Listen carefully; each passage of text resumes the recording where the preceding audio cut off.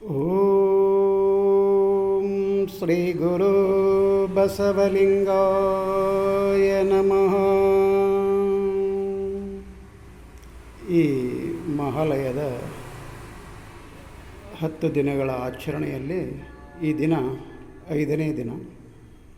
ಈ ದಿನದಂದು ವೀರವಿರಾಗಿಣಿ ಜಗನ್ಮಾತೆ ಅಕ್ಕ ಮಹಾದೇವಿ ತಾಯಿಯವರ ಒಂದು ಪೂಜೆ ಹಾಗೂ ಪ್ರಾರ್ಥನೆ ಹಾಗೂ ಅವರ ಒಂದು ಜೀವನ ಚರಿತ್ರೆ ಹಾಗೂ ಒಂದು ವಚನ ಪಠಣವನ್ನು ಮಾಡುವಂಥ 5ನೇ ದಿನ ಪಂಚಮಿ.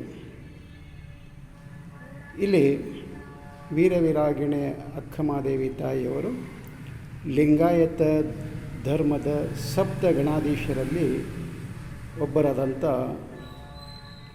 ಒಬ್ಬ ಮಹಾತಾಯಿ.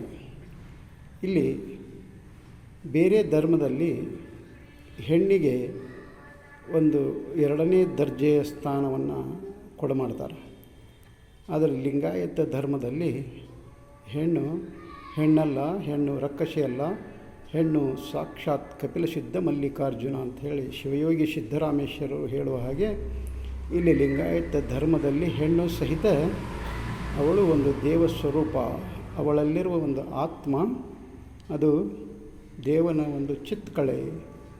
ಹಾಗೆ ಮಲೆ ಮೂಡಿ ಬಂದರೆ ಹೆಣ್ಣೆಂಬರು, ಗಡ್ಡ ಮೀಸೆ ಬಂದರೆ ಗಂಡೆಂಬರು, ಒಳಗೆ ಸುಳಿವಾತ್ಮ ಹೆಣ್ಣು ಅಲ್ಲ ಗಂಡು ಅಲ್ಲ ಕಾಣ ರಾಮನಾಥ ಅಂತ ಹೇಳುವ ಹಾಗೆ ಇಲ್ಲಿ ಆ ಅಕ್ಕಮಹಾದೇವಿ ತಾಯಿಯವರು ಯಾತಕ್ಕೋಸ್ಕರ ಅವರು ವೀರವಿರಾಗಿಣಿ ಆದರು ಅಂತ ಕೇಳಿದಾಗ ನಿರ್ವಾಣಯುತೆ ಅಂತ ಹೇಳಿ ಒಂದು ಕಡೆ ಹೇಳ್ತಾರೆ. ಅಲ್ಲಿ 12ನೇ ಶತಮಾನದಲ್ಲಿ ಶಿಕಾರಿಪುರ ತಾಲೂಕು ಶಿವಮೊಗ್ಗ ಜಿಲ್ಲೆ ಉಡುತಡಿ ಎಂಬ ಗ್ರಾಮದಲ್ಲಿ ಅವರು ಜನನವಾಗ್ತದೆ. ಅಲ್ಲಿ ಗುರುಲಿಂಗ ದೇವರಿಂದ ಅವರಿಗೆ ಒಂದು ಇಷ್ಟಲಿಂಗ ದೀಕ್ಷೆ ಆಗ್ತದೆ. ಆ ಗುರುಲಿಂಗ ದೇವರು ಅವರಿಗೆ ಅಕ್ಕಮಹಾದೇವಿ ತಾಯಿಯವರಿಗೆ ಏನು ಹೇಳ್ತಾರಂದ್ರೆ ಶರಣ ಸತಿ ಲಿಂಗಪತಿ ಅಂತ ಹೇಳಿರ್ತಾರೆ. ಶರಣ ಸತಿ ಆದರೆ ಇದು ಲಿಂಗ ಪತಿ ಅಂತ ಹೇಳಿ. ಹಾಗೆ ಅಲ್ಲಿ ಗುರುಗಳ ಬೋಧನೆಯನ್ನು ಒಂದು ಘನವಾಗಿ ತೆಗೆದುಕೊಂಡಂಥ ಅಕ್ಕಮಹಾದೇವಿ ತಾಯಿ ಅಲ್ಲಿ ಏನು ಮಾಡಿದರು, ಆ ಲಿಂಗವನ್ನೇ ಪತಿ, ಆ ಸೃಷ್ಟಿಕರ್ತ ಪರಮಾತ್ಮನಾದಂಥ ಚನ್ನಮಲ್ಲಿಕಾರ್ಜುನ ಏನದನ ಆತೇ ನನ್ನ ಗಂಡ, ಆತನೇ ನನ್ನ ಪತಿ ಅಂತ ಹೇಳಿ ಅವರು ಆರಾಧನೆ ಅಂದರೆ ಒಂದು ಜಗತ್ತಿನ ಅಥವಾ ಒಂದು ಪ್ರಪಂಚದ ಇತಿಹಾಸದಲ್ಲಿ ದೇವನನ್ನು ಗಂಡನನ್ನಾಗಿ ಸ್ವೀಕಾರ ಮಾಡಿದವರು ಅದು ಅಕ್ಕಮಹಾದೇವಿ ತಾಯಿ ಒಬ್ಬರೇ. ಹಾಗೆ ಎಂತಹ ಗಂಡನನ್ನು ನಾನು ಆಯ್ಕೆ ಮಾಡಿಕೊಂಡೆ ಅನ್ನೋದನ್ನು ಅಲ್ಲಿ ಆ ಊರಿನ ಜನ, ಆ ಕ್ಷೇತ್ರದ ಜನ ಅವರನ್ನು ಪ್ರಶ್ನೆ ಮಾಡಿದಾಗ ಅವರು ಹೇಳ್ತಾ ಇದ್ದಾರೆ, ಸಾವಿಲ್ಲದ ಕೇಡಿಲ್ಲದ ರೂಹಿಲ್ಲದ ಚೆಲುವಂಗ ನೊಲಿದೆನವ, ಎಡೆಯಿಲ್ಲದ ಕಡೆಯಿಲ್ಲದ ನೀಶೀಮ ಚೆಲುವಂಗ ನೊಲಿದೆನವ, ಭಯವಿಲ್ಲದ ಭವವಿಲ್ಲದ ಭಯವಿಲ್ಲದ ನಿರ್ಭಯ ಚೆಲುವಂಗ ನೊಲಿದೆನವ, ಕುಲ ಸೀಮೆಯಿಲ್ಲದ ನೀಶೀಮ ಚೆಲುವಂಗ ನೊಲಿದೆನವ.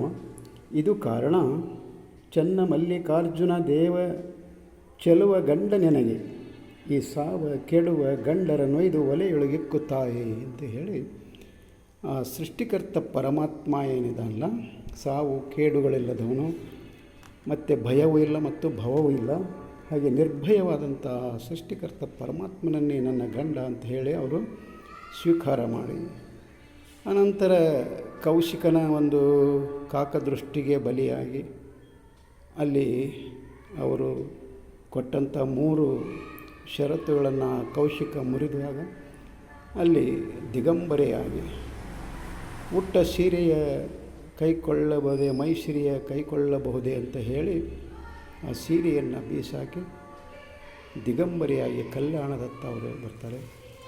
ಅಲ್ಲಿ ಶರಣರ ಒಂದು ಅನುಭವ ಮಂಟಪ ಏನು ಕಲ್ಯಾಣದಲ್ಲಿ ನಡೀತಾ ಇರ್ತದೆ ಅಂತ ಒಂದು ಕಲ್ಯಾಣಕ್ಕೆ ಅವರ ಆಗಮನವಾಗ್ತದೆ.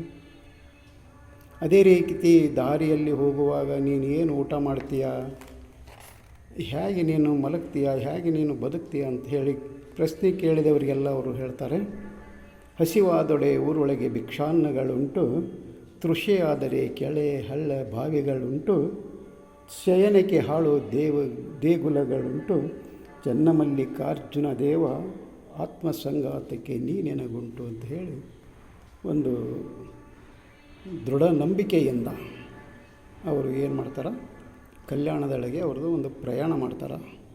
ಅನೇಕರು ಅವರಿಗೆ ಕುಹಕತನದ ಮಾತುಗಳನ್ನು, ಒಂದು ಮಾನಸಿಕ ಒಂದು ಹಿಂಸಾತ್ಮಕ ಒಂದು ನುಡಿಗಳನ್ನು ಆಡಿದಾಗ ಅವರು ಹೇಳ್ತಾರೆ, ಬೆಟ್ಟದ ಮೇಲೊಂದು ಮನೆಯ ಮಾಡಿ ಮೃಗಗಳಿಗಂಜಿದೊಳೆಂತಯ್ಯ, ಸಮುದ್ರದ ತಳದಲ್ಲೊಂದು ಮನೆಯ ಮಾಡಿ ನೆರೆ ತೊರೆಗಳಿಗಂಜಿದೊಳೆಂತಯ್ಯ, ಸಂತೆಯಲ್ಲಿ ಒಂದು ಮನೆಯ ಮಾಡಿ ಶಬ್ದಕ್ಕೆ ನಾಚಿದೊಳೆಂತಯ್ಯ, ಚನ್ನಮಲ್ಲಿಕಾರ್ಜುನ ದೇವ ಈ ಲೋಕದಲ್ಲಿ ಹುಟ್ಟಿದ ಬಳಿಕ ಮನದಲ್ಲಿ ಕೋಪವ ತಾಳದೆ ಸಮಾಧಾನಿಯಾಗಿರಬೇಕು ಅಂತ ಹೇಳಿ ಒಂದು ವಿಶ್ವ ಸಂದೇಶವನ್ನು ನಮ್ಮಂತಹ ಅಳಿಮನದವರಿಗೆ ಒಂದು ದೊಡ್ಡ ಸಂದೇಶವನ್ನು ಕೊಟ್ಟು ಹೋಗ್ತಾ ಇದ್ದಾರೆ ಆ ತಾಯಿ. ಆನಂತರ ಕಲ್ಯಾಣಕ್ಕೆ ಆಗಮನವಾಗಿ ಅಲ್ಲಮ ಪ್ರಭುದೇವರಿಂದ ಅವರಿಗೆ ಅವರ ಒಂದು ಅನೇಕ ಪ್ರಶ್ನೆಗಳಿಗೆ ಅವರು ಮಾರ್ಮಿಕವಾದ ಒಂದು ಉತ್ತರವನ್ನು ಕೊಟ್ಟು, ಮತ್ತು ಮುಂದೆ ಅವರು ಒಂದು ಕದಳಿಗೆ ಹೋಗಿ ಅಲ್ಲಿ ಕದಳಿಯ ಬನದಲ್ಲಿ, ಶ್ರೀಶೈಲದ ಕದಳಿ ಬನದಲ್ಲಿ ಉರಿಯುಂಡ ಕರ್ಪೂರದಂತೆ ಆ ಲಿಂಗದೇವನಲ್ಲಿ ಅವರು ಒಡೆವೆರೆದು ಒಂದಾಗ್ತಾರೆ.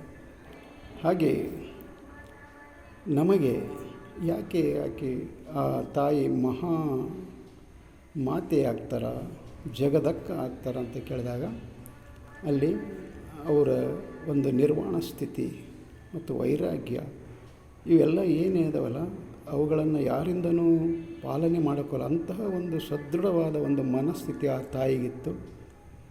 ಅದಕ್ಕೋಸ್ಕರ ನಾವು ಸಹಿತ ಏನು ಮಹಾಲಯದಲ್ಲಿ ಈ 10 ದಿನಗಳ ಕಾಲ ಒಬ್ಬೊಬ್ಬ ಶರಣರನ್ನು ಒಂದು ಸ್ಮರಿಸುವಂಥ ಒಂದು ಅವಕಾಶ ನಮಗೆ ಸಿಕ್ಕತಿ. ಅದಕ್ಕೋಸ್ಕರ ನಾವು ಈ ದಿನ ಆ ತಾಯಿಯ ಒಂದು ಜೀವನ ಚರಿತ್ರೆಯನ್ನು ಓದುವ ಮೂಲಕ ಮತ್ತು ಆ ತಾಯಿಯ ವಚನಗಳನ್ನು ಓದುವ ಮೂಲಕ ನಮ್ಮ ಜೀವನವನ್ನು ಒಂದು ಹಸನಾಗಿ ಮಾಡಿಕೊಳ್ಳೋಣ. ಆ ತಾಯಿಯ ಒಂದು ಕೃಪೆಗೆ ನಾವು ಪಾತ್ರರಾಗೋಣ. ಹಾಗೆಯೇ ಆ ತಾಯಿಯ ಅನುಗ್ರಹ ನಮಗೆ ಇರಲಿ ಅಂತ ಹೇಳುತ್ತಾ, ಆ ಜಗನ್ಮಾತಾ ಅಕ್ಕಮಹಾದೇವಿ ತಾಯಿಯವರ ಈ ದಿನದ ಪೂಜೆ, ಪ್ರಾರ್ಥನೆ, ಜೀವನ ಚರಿತ್ರೆ ಪಠಣ ದಿನದ ಶುಭಾಶಯಗಳನ್ನು ಎಲ್ಲರಿಗೆ ತಿಳಿಸುತ್ತಾ ನನ್ನ ನುಡಿಗೆ ವಿರಾಮ ಕೊಡ್ತಾ ಇದ್ದೇನೆ. ಶರಣು ಶರಣಾರ್ಥಿ.